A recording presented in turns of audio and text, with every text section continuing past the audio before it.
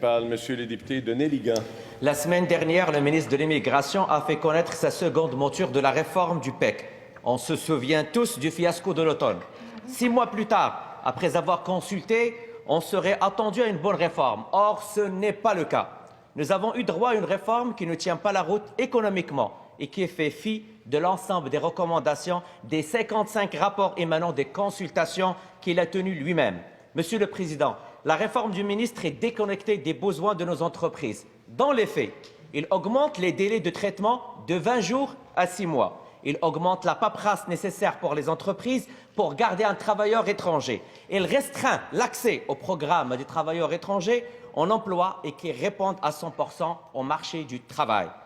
Monsieur le Président, pourquoi le ministre de l'Immigration, comme il y a 6 mois, recrée un mauvais programme pour nos entreprises? Monsieur le ministre de l'Immigration. Monsieur le Président, c'est intéressant d'entendre le député de Néligan. Peut-être devrait-il lire les communiqués de presse aussi des acteurs du monde économique aussi qui sont sortis suite à la proposition de réforme que nous avons faite la semaine dernière. Vous me permettrez d'en citer quelques extraits.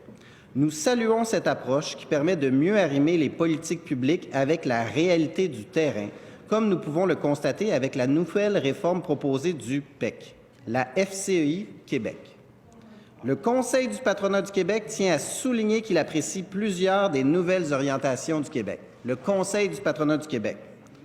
La réforme du PEC progresse dans la bonne direction. Véronique Proulx, présidente directrice générale de Manufacturiers Exportateurs Québec.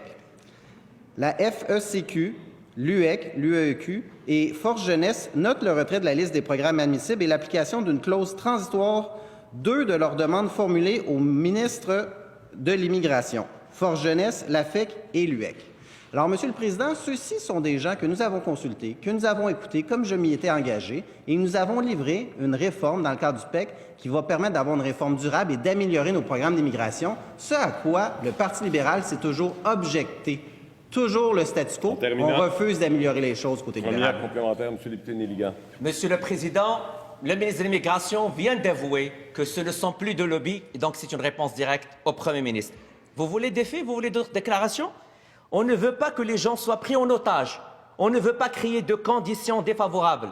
Ça, c'est qui? C'est le PDG de la Chambre de commerce que vous avez vous-même consulté, la FCCQ.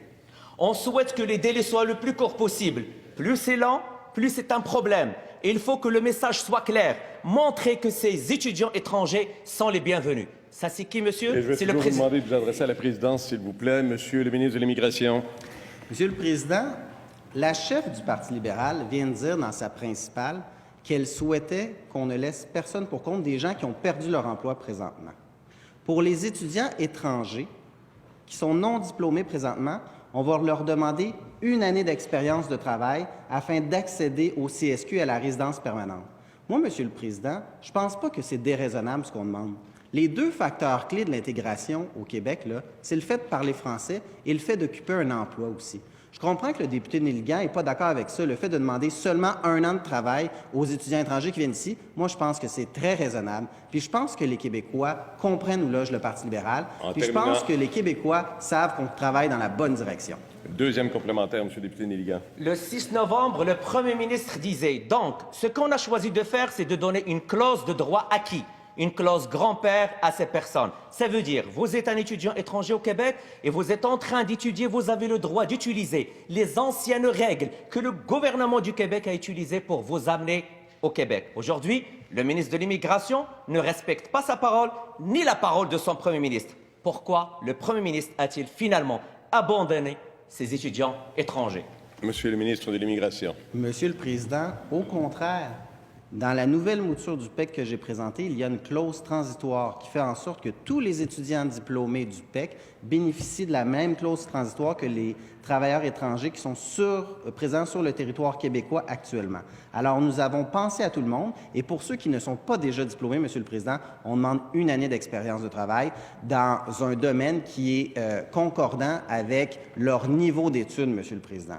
Alors, je pense que c'est tout à fait raisonnable, d'autant plus qu'on est en situation où il faut s'assurer que chaque personne au travail, qui présente au Québec puisse travailler, puisse s'intégrer.